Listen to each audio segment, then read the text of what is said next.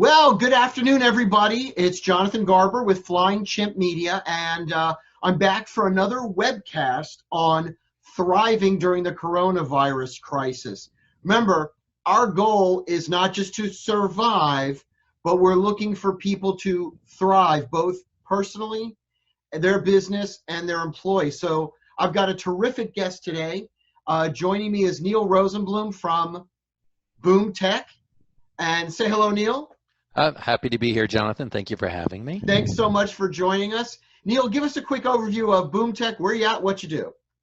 BoomTech is a South Florida-based company. We work with companies in Broward, Dade, and Palm Beach County on their IT, which means basically we do three things. We make sure all their IT is working, their computers and their systems. We make sure everyone is educated and everything is secure, all your employees and your systems.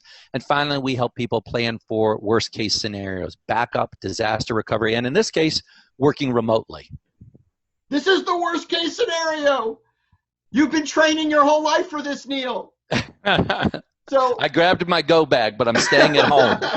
So here we are. This is part of disaster planning. I've been a business continuity planner. We've got two things going on, right?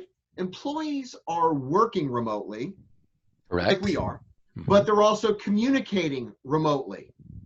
And what I noticed with some of the journals that I get, and I'm sure you get the same bulletins, scammers, once again, scammers and hackers have come out of the woodwork to exploit this crisis and rob people. What other way to put it? So people are pretending to be from the CDC. They're asking for social security numbers. People are using their home devices, which don't have the same security that an enterprise device may have. Can you help our audience understand how we can get through this safely? I understand you have 7 key strategies for people to safely work from home. Is that correct? It is, yeah. And I'd be happy to go through those with you. Let's go through them. Sure. So not necessarily in a hierarchical order, but the first thing you typically think about is taking your computer with you and going home, or using your computer or web-enabled device at home.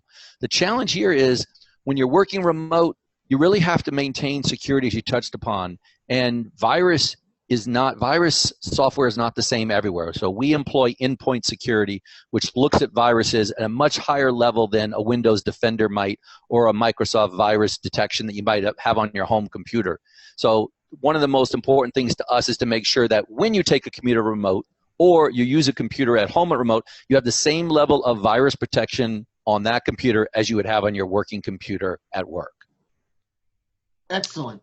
So normally, when people use a home device, right, employee-owned assets, everything that, once they make that secure pipeline connection, everything that they've dragged in on their feet for their home computer, or their kids are doing, surfing, downloading, sharing, can go up that pipeline into the corporate servers. But is that the case with the type of work you do? Well, it is potentially the case, and we've had it with clients in the past, because you can look at it from the nefarious side, that people are trying to take advantage, and that they might actually, when there's a connection, just like if you were on Wi-Fi at Starbucks on a corporate computer, you open a door, a pathway to your network, which you don't want. It's potential. But even on the less nefarious side, on the side of like what we're doing here, video conferencing, it's about bandwidth. And when my son is in the other room and he's gaming, it really affects your bandwidth. So a lot of people need to look at what kind of network connections that they have right off the bat. Sure. So let's go through the 7 strategies. Let's hit it on the nose, see if I get any questions, and we'll move on from there. Absolutely. So another one we think about, when let's assume we have a computer, a corporate computer, and we're at home, and we have our bandwidth and we have security.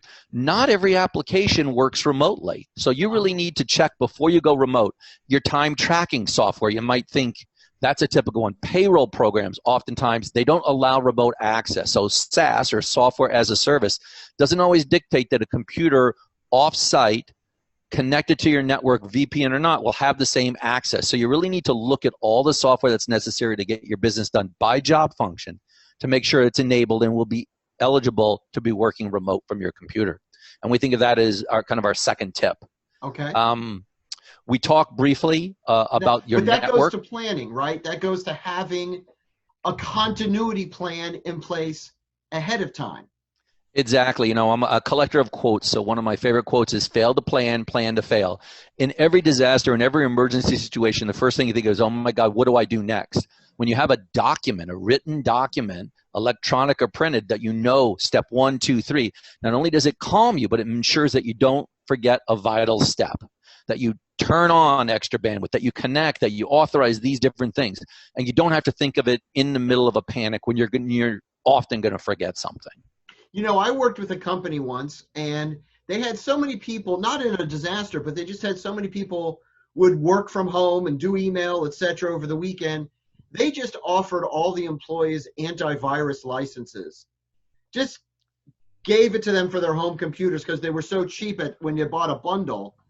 They just said, you know what, let's put everyone who connects from anything, please let us put antivirus on your computer and centrally manage it. I thought that was a good plan. It is a great plan as long as it is true endpoint protection. So the virus world has gotten to a point where your virus definitions, or what your computer knows, your virus program knows is a virus, is only as good as the last time you got an update. And viruses come out every minute.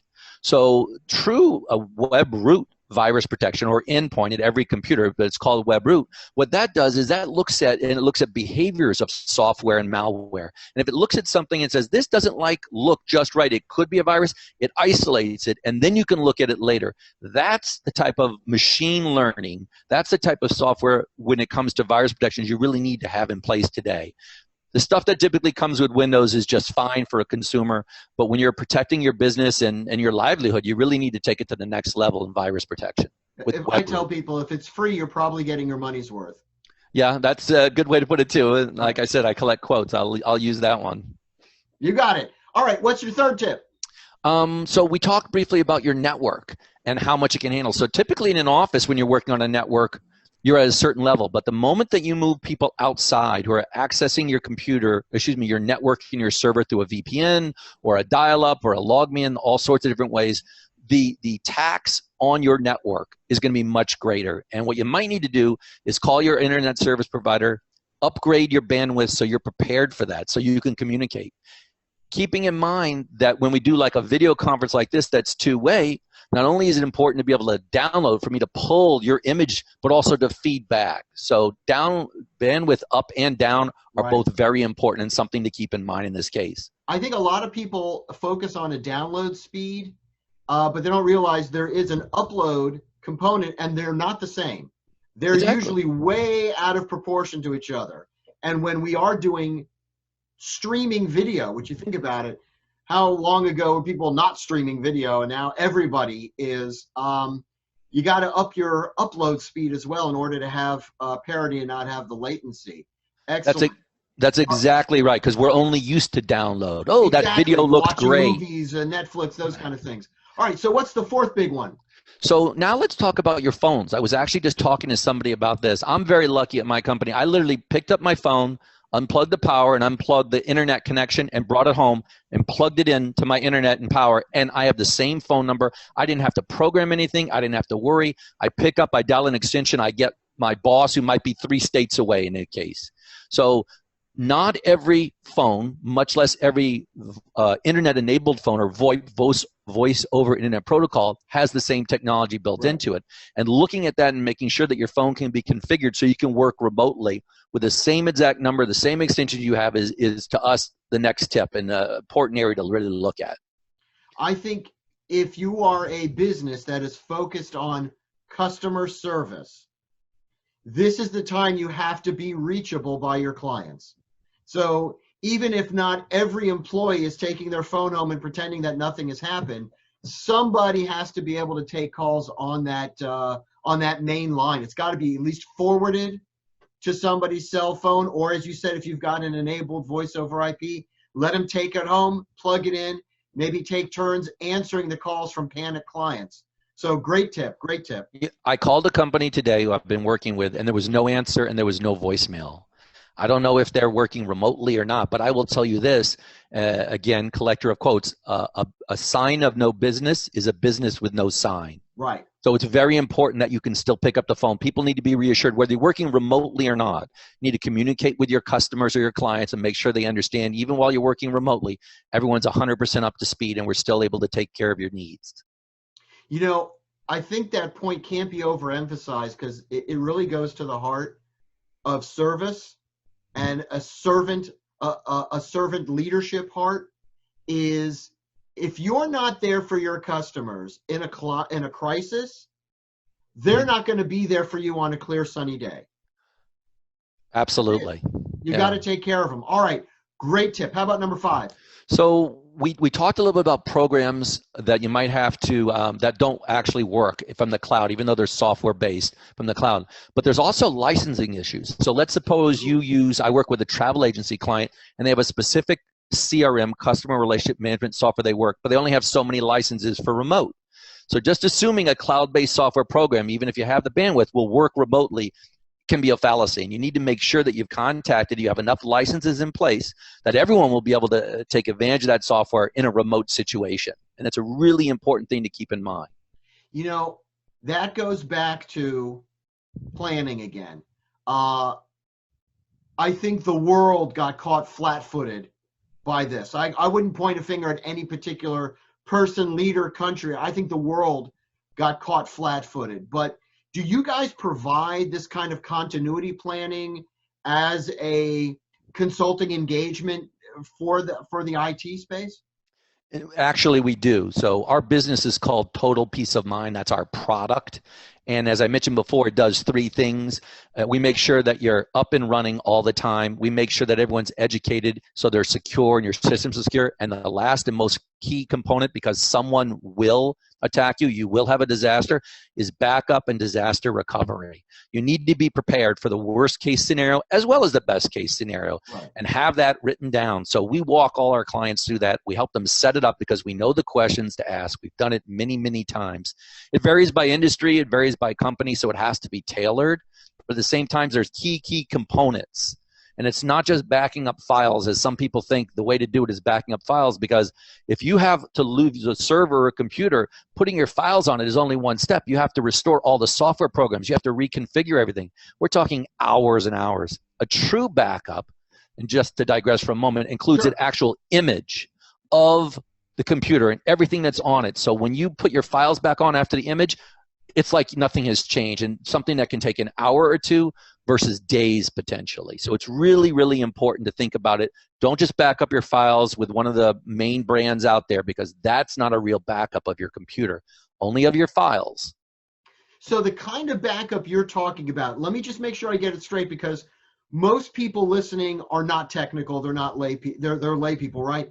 Right. If we have a backup, a quality backup, an image-based backup, it doesn't matter if their office is destroyed. There's a leak in the air conditioning of the ceiling. It doesn't matter if there's a worldwide pandemic. It doesn't matter if there's a hurricane and they just have no power or anything at the internet at the office. It doesn't matter if there's ransomware that has compromised the primary server, or just hardware failure, right? Hard drives all right. They will die. Server's a wear item, right? Exactly.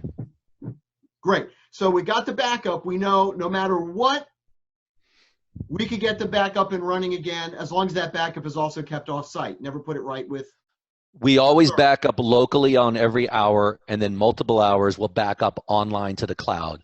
And that way you can back up anywhere. You have to, in today's world, nobody has time for someone who can't help them, who can't answer the phone and do business for them.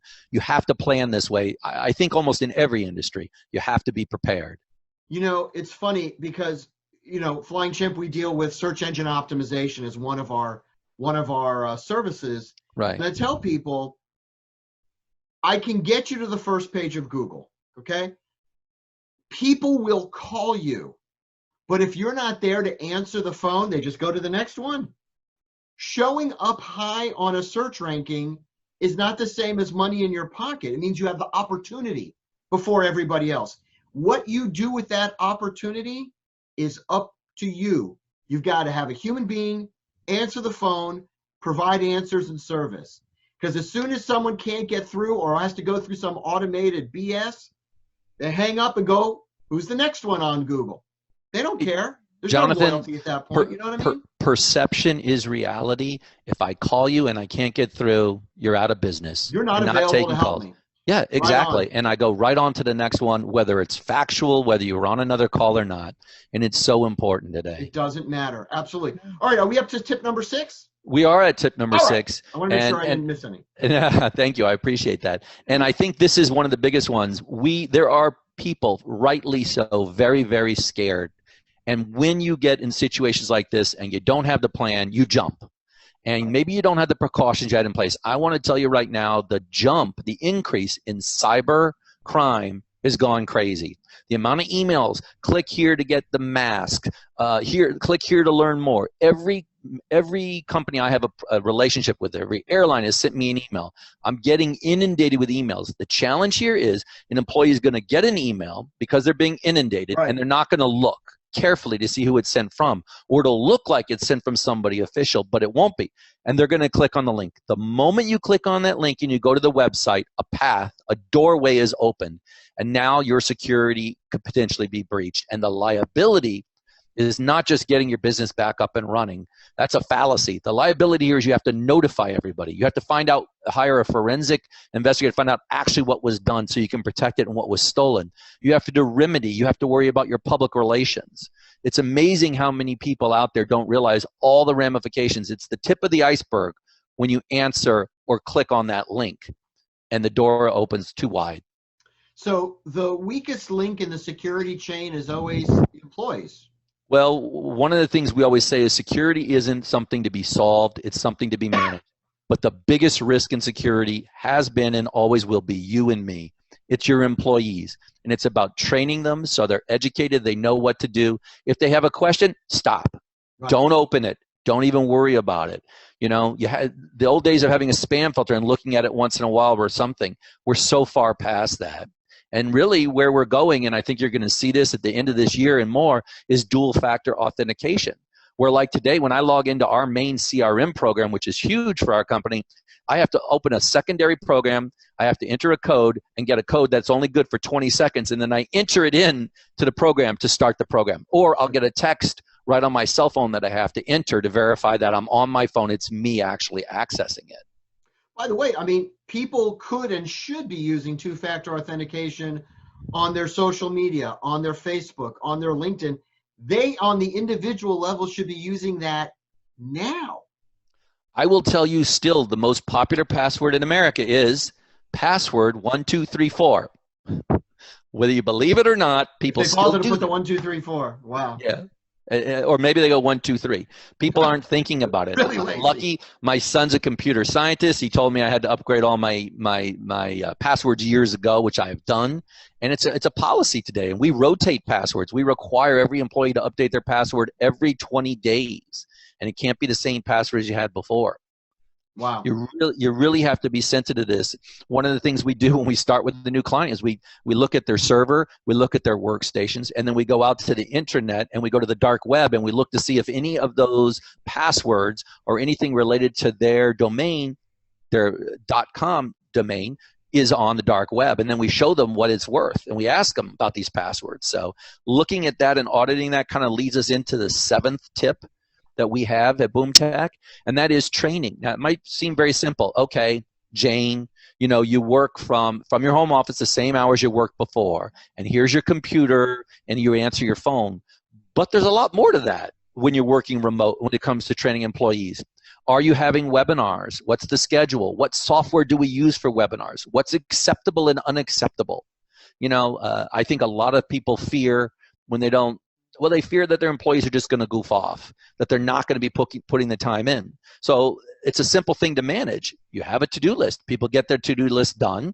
They're done. But training them how to work at home when they don't have social interaction, that's the big change. No one looking over their shoulder.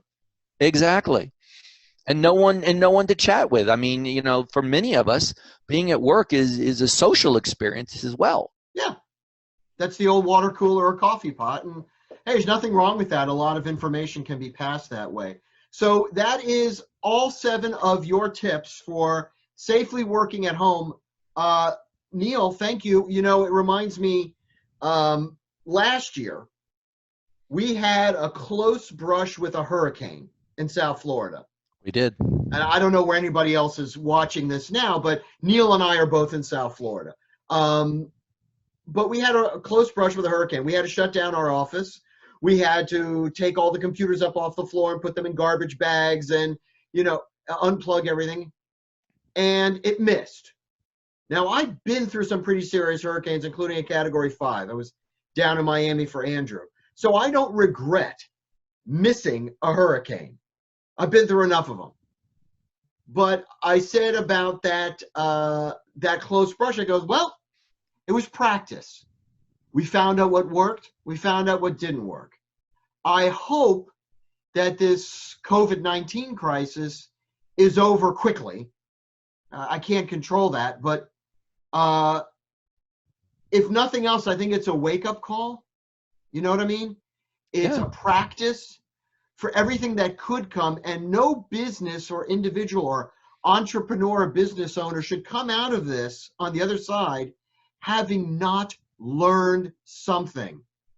Does that make sense? I think the way we do business in the future will be fundamentally changed. I was talking to a friend of mine over the weekend who's a CFO, and we were having this discussion, and he's at 10,000 square feet from his office, and he needs 1,000 right now. And he's going, you know, everyone's working really well from home. We've been doing it for a week. I wonder how much our company could save. He's looking at the numbers as CFO, going from 100,000 maybe to 10,000 square feet. Now, he has a very large company, but the way companies, I think you're going to see more and more employees who are going to be, I don't want to use the word stuck. I'm lucky to have a home office, but are going to be in a situation where they have to make it work working from home. Corporations are going to see a real value in that. I think distributed workforces, right now we're a forced distributed workforce, but I think workforces have been begging for good distribution techniques for decades. Somebody goes home on maternity leave. She'd like to go back to work after 6 weeks, but doesn't want to give up being with the child. You really don't want to retrain somebody who worked for you for 6, 7, 10 years, right? Well, why couldn't she work from home maybe for another year or so? Somebody goes up to North Carolina to take care of a aging parent with Alzheimer's. Could they really do their job remotely? Do you really want to try and replace them? Do they have so much inside corporate knowledge that retraining and replacing them is extremely burdensome? Distributed workforce, right? So listen, it's always easier to work with current employees than it is to be down and have to replace them. Sure. The institutional knowledge that they have of all the ins and outs is invaluable. And that's not something you can even teach. That's something that takes time. And that's something that's gained working at a company. But I think you are going to see, like I said, more of this. I think people are going to see the value. And I think companies are going to go, we have to heal. And what can we do to cut costs? And the worst thing is laying people off. The not as worst thing is maybe you have to stay working from home, and we'll see how that does. So, yeah, I think it's going to be a fundamental change for us. I really do. So on your side of the game, you're working with everyone in their web space, and everyone's going online now. So I have no idea how that's changing. Obviously, we have a website, but I mean, so what's going on there on the website, Jonathan?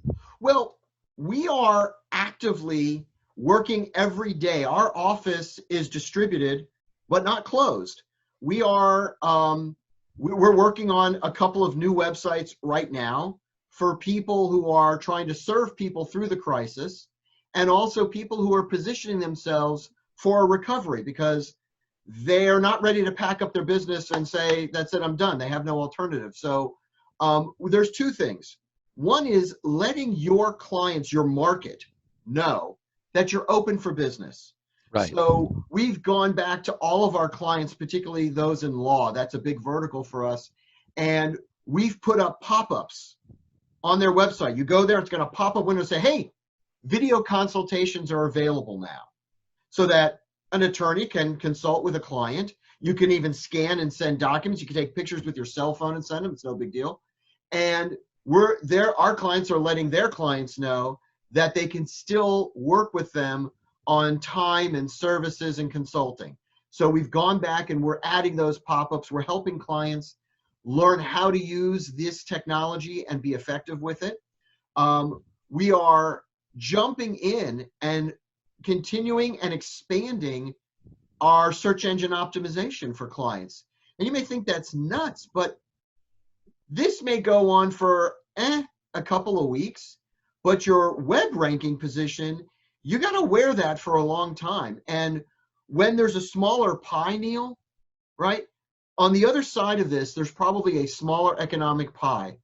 On the other hand, some of your competition may also have shaken out, which means there's a chance for you to get a bigger slice of a smaller pie. You have to be positioned to do that. And you have to do that by making sure that people can find you, that you are on the first page, that you're in the local search box, that people find you on social media, that you are present and available. Does that make sense? It does. You know, we're forced to adapt. Yeah. But is it the Marines that say adapt and overcome? Adapt, improvise, and overcome. There you go. And, exactly. So this has got to be an opportunity. Exactly. And our final tip that we're doing with our clients and telling our clients to do with their clients is pick up the phone or schedule a web chat like this and communicate. Right. Just touch base with them. Just let them know we're open for business. This is how you can do business with us. This is how we can serve you. And is there anything we can do to help you? When you ask that question, you're creating a connection and a loyalty potential for life long beyond when this crisis is over, and I hope it's over soon. I think people, I couldn't agree more. People will, I'm going to get that pop-up on our website. But people will, you need help. I You love know where that. to go, right? Yeah, exactly. All but, right. Well, Neil, thank you so much for your time. It's been a pleasure. Absolutely. It's been a pleasure to see you. Haven't seen you in a couple weeks. And I thank you so much for sharing your time and your insight and wisdom with us. Thank you so much. Thanks, Jonathan. Best to you. Take care.